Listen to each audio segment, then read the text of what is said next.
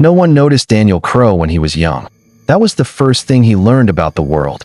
If you are quiet, people forget you exist. And if people forget you exist, they stop watching you.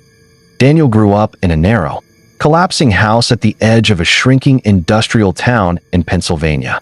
His father fixed machines that nobody used anymore. His mother worked nights at a nursing home and slept through most of the days. They were not cruel people. They were tired people. And tired people do not ask questions. Daniel was a thin, silent child. He did not play sports. He did not get into fights. He did not have friends. He sat in his room and took things apart. Radios, clocks, televisions. He never broke them. He only wanted to see where the invisible parts were. At 9 years old, he discovered something that would shape the rest of his life. Most systems do not work because they are strong. They work because people believe they do. At 13, he started helping his father with repair jobs. He learned how factories worked, how supply chains worked, how paperwork moved faster than machines. He noticed that no one ever checked everything. Everyone only checked their own small piece. That was his second lesson. Big systems are just many small blind spots stitched together. By 16, he was tutoring other students in math and economics. By 18, he had a scholarship to a private university where the children of bankers and politicians studied. He arrived with one suitcase and no stories.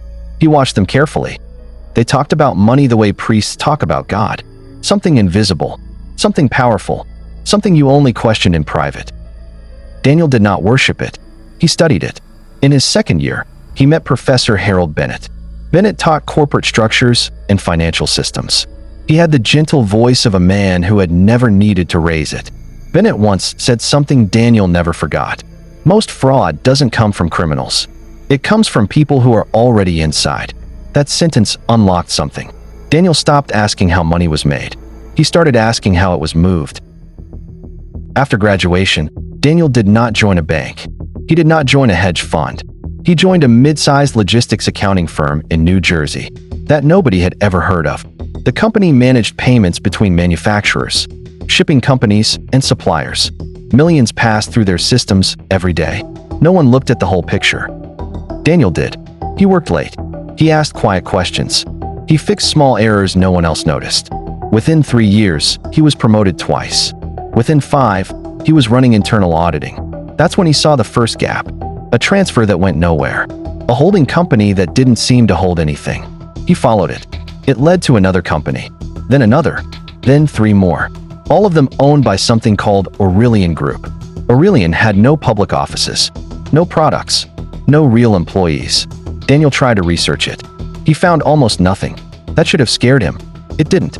It excited him. He didn't report it. He studied it. That's when he met Laura Finch. She worked in compliance. She noticed things too. They started having lunch together, then coffee, then long conversations that never quite felt like work. Laura believed in rules, in systems, in stopping bad things before they happened. Daniel believed in understanding how bad things worked. She told him about Aurelian. She said compliance had tried to look into it once. They were told to stop. By who? Daniel asked. Laura said, by people who don't exist on paper. That was the moment he understood. Aurelian wasn't a company. It was a machine, and someone was feeding it. 6 months later, Laura was fired. No explanation. No incident. Just gone. 2 weeks after that, she stopped answering his calls. Daniel told himself to stop. He didn't. He dug deeper, and that's when he found the first real name. Marcus Hale. Marcus Hale officially ran a private investment firm. Unofficially, his name appeared at the center of 17 shell companies. And at the very edge of that network, buried deep, was something else. A transaction that ended in cash. Not accounts, not assets. Cash. That's when Daniel realized. This wasn't fraud. This was extraction. And someone was stealing more money than most countries make in a year. Daniel should have gone to the authorities. Instead, he started designing something. Daniel did not start with ambition. He started with fear. Not the kind that makes you run. The kind that makes you careful. Careful with your words. Careful with your screens. Careful with the way you move through rooms that might be listening. For weeks after Laura disappeared, he slept badly and worked worse. Every email felt like a test. Every meeting felt like a trap. But nothing happened. No one came for him. No warnings. No threats. That silence taught him something dangerous. He was still invisible. He began rebuilding Aurelian from scratch. Not as a company, as a map. He printed thousands of pages. Shipping records. Holding structures. Payment corridors. Tax shelters. Offshore entities. He didn't look for the top. He looked for patterns. Where money slowed down. Where it disappeared. Where it changed shape. Weeks turned into months. And slowly, a shape emerged. Aurelian was not one machine. It was a network of smaller machines, each designed to look legal, each designed to do one simple thing very well: move money without leaving fingerprints. Factories overpaid suppliers. Suppliers overpaid logistics companies. Logistics companies overpaid consulting firms. The consulting firms were empty. They existed only on paper. And the paper led to Marcus Hale. Marcus Hale lived in a glass house overlooking the Hudson. Officially, he was an investor. Unofficially, he was something else entirely. He never touched the dirty parts. He didn't need to. He had built a system where other people did that for him. Daniel watched him from a distance. Not in person, on screens. Interviews. Charity galas. Panels about ethical capitalism. Marcus Hale spoke about transparency like a man who had never needed it. Daniel understood then. You don't destroy men like this with accusations. You destroy them with geometry. You break the shape of the system. He needed help. Not from the police. Not from journalists. From people who understood how invisible systems fail. That's how he found Elliot Park. Elliot used to work in algorithmic trading. He had been fired for noticing patterns no one wanted noticed. Elliot didn't ask many questions. He only asked one. How much money is this? Daniel said a number. Elliot laughed. Then he stopped. They brought in Mara Klein next. Mara used to design internal audit systems for banks. She knew exactly where rules were weakest, and exactly how to make failures look like accidents. Then Jonah Reed. Infrastructure. Logistics. The physical side of invisible money. He knew ports, warehouses, routing systems. He knew where paperwork and reality stopped matching. They never called it a team. They called it a conversation. And that conversation lasted 6 months. The plan was not to steal. It was to redirect. To create a mirror system inside Aurelian's own machine. One that would quietly, patiently, reshape where the money ended up. If they were caught, it would look like a systems error. If they succeeded, it would look like nothing happened at all. They tested it with small amounts first. 10,000. Then 50. Then 200. No alarms. No calls. No reactions. The machine didn't notice. Just like Daniel predicted. Because big systems don't feel small changes. They only feel collapse. Over the next year, they moved hundreds of millions. Always quietly. Always slowly. Always inside the noise of legitimate transactions. And that's when Daniel made his first real mistake. He started to believe he was in control. He wasn't. Marcus Hale was already looking for a ghost. The first crack in the plan didn't come from money. It came from people. Because no matter how perfect a system is, it still has to move through human hands. And human hands leave fingerprints. Mara Klein was the first to notice it. A routing confirmation that took 3 seconds longer than usual. 3 seconds meant nothing. Except in a system designed to be invisible. She didn't tell the others at first. She told herself it was noise. But she started sleeping badly. Around that same time, Daniel met Rachel Moore. She worked in financial journalism. She was researching something called shadow liquidity. She didn't know about Aurelian. Not yet. She was sharp, curious, and unlike most people, she asked questions and waited for real answers. Daniel told himself he could handle it, that he could keep his work and his life separate. He was wrong. Rachel talked about a source who had vanished. Her name was Laura Finch. Daniel didn't react, but something inside him closed. 2 weeks later, Elliot Park called an emergency meeting. Someone had tried to trace a transaction backward. Not successfully, but intentionally. They argued about stopping, about walking away, about whether they had already gone too far. Daniel said nothing. He just stared at the map. 3 days later, a man named Victor Hargreave was found dead in his car. Official cause, heart attack. Victor Hargreave was a mid-level financial auditor, and one of Marcus Hale's people. The news didn't mention Aurelian. It didn't mention money. But Mara recognized his name immediately. Victor had been one of the blind spots. Now he was gone. The machine was no longer blind. It was looking back. That night, Daniel didn't go home. He went to Rachel's apartment. He wanted to feel normal. He wanted to forget. She told him something she hadn't published yet. Someone had warned her to stop digging. Not with a threat, with money. A week later, Jonah Reed's storage facility burned down. Official cause, electrical. Unofficially, it erased 6 months of routing backups. Now it was no longer theoretical. Someone was cleaning the trail. The group met for the last time. Elliot wanted out. Mara wanted to go to the authorities. Jonah wanted to disappear. Daniel said one sentence. If we stop now, we don't walk away. We get erased. No one argued. That was the moment they stopped being observers and became participants. 2 days later, Rachel Moore disappeared, and Daniel finally understood what he had really built. Not a theft, not a trap, a war. Rachel Moore's disappearance did not make the news. Not at first. She was not famous. She did not work for a major network. She was not the kind of person the world noticed quickly, but she was the kind of person who left patterns. And patterns are harder to erase than people. When she missed 2 scheduled meetings and failed to publish a promised article, her editor filed a missing person report. The police did what they always do in the beginning. They assumed she left. Daniel knew better. He didn't call. He didn't text. He didn't go to her apartment. He erased himself from her life in one night. Because if someone was watching her, they were watching him too. 3 days later, a junior detective named Elena Morales was assigned the case.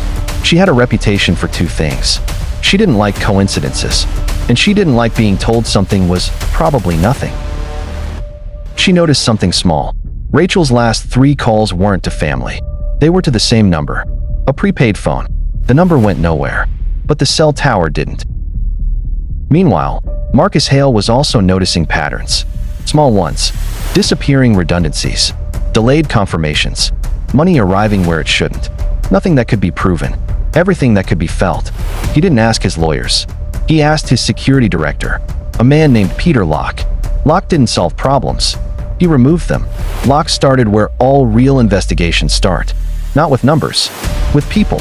Within a week, he had 4 names. One of them was Daniel Crow. Daniel felt it before he saw it. A car that passed his apartment too often. A man who stood too long at the coffee shop. The silence in his email. He didn't warn the others. He didn't know who to trust anymore. 2 weeks after Rachel vanished, her car was found. Clean. Too clean. Detective Morales noticed something no one else cared about. The car had been moved, and the timeline didn't fit. At the same time, Jonah Reed disappeared. No calls. No messages. Just an empty apartment and a missing passport. Mara tried to call Daniel. He didn't answer. Elliot had already booked a flight. The machine was no longer just watching. It was closing. Detective Morales finally did what good investigators always do. She ignored the official story and followed the blood. She didn't know about Aurelian, but she could see its shadow. And for the first time since this began, 2 completely different investigations were walking toward the same truth, from opposite sides. Elliot Park made it to the airport. That was the last normal thing that happened. He bought a one-way ticket using a name that wasn't his. He paid in cash. He still didn't make it past security. The official report said it was a routine questioning. Elliot was released. That part was true. The part they didn't write down was where he went afterward. He never boarded a plane. He never used his phone again. He never touched his bank account. Detective Morales got Elliot's name from Jonah's landlord. It was the first real thread that connected the disappearances. She brought Elliot's photo to the transit authority. They told her something strange. He had checked in, but he had never boarded. That's when the case stopped being about one missing journalist and started being about a pattern. At the same time, Daniel Crow finally made a mistake. He logged in from the wrong place. Once. Peter Locke didn't need more than that. Daniel noticed the car following him on the 3rd day. On the 4th day, he changed apartments. On the 5th day, someone followed him anyway. He tried to warn Mara. She didn't answer. When he reached her apartment, the door was open. The place was empty. Too empty. No signs of struggle. No signs of packing. Just gone. That's when Daniel did the thing he swore he never would. He went to the police. He didn't tell them about Aurelian. He told them about Rachel, and Jonah, and Elliot, and Mara. Detective Morales recognized the pattern immediately. She also recognized something else. Daniel wasn't telling her everything. She let him leave and put him under surveillance. That same night, Marcus Hale asked Peter Locke a simple question. How close are they? Locke answered, close enough to matter. Marcus nodded and approved something he hadn't approved before. That's when the rules changed. 2 days later, a body was found. It was Victor Hargreaves' assistant. And this time, it wasn't a heart attack. Detective Morales finally had what she needed. A crime, not a disappearance, not a shadow, a murder. And murders have a way of breaking systems open. The assistant's name was Kevin Dorsey, 34 years old, divorced, no criminal record. He worked late. He paid his bills. He didn't make enemies, which meant the murder wasn't about him. It was about what he knew, or what someone thought he might know. Detective Morales built a timeline and immediately saw the problem. It didn't fit. Kevin's phone placed him at home. A traffic camera placed his car across town, and a witness placed him somewhere in between. The only way it worked was if one of them was lying, or all of them were. They started with the witness, a delivery driver named Oscar Bell. Oscar said he saw Kevin arguing with someone outside a parking garage. He was sure of it, too sure. When they showed him photos, he hesitated, just for a second, but it was enough. They brought in Kevin's ex-wife. She said he'd been home all night. Then she corrected herself. She said she had assumed he was home. Assumptions don't hold up in court. They pulled traffic footage. The car was Kevin's. The driver was not clear, but the timestamp was. It created a new problem. Now Kevin had no alibi and no motive. That's when Morales noticed something else. The same black car had appeared in 3 different places that week, always near someone who later disappeared. She ran the plates. They belonged to a shell company. Of course they did. She didn't know the name Aurelian, but she was getting close to its shadow. Meanwhile, Daniel Crowe was losing time, sleep-deprived, paranoid, forgetting small things. When Morales brought him in again, he almost told her everything. Almost. She asked him one simple question. Why do the people around you keep disappearing? Daniel didn't answer, because any honest answer would destroy him. That night, Morales got a call.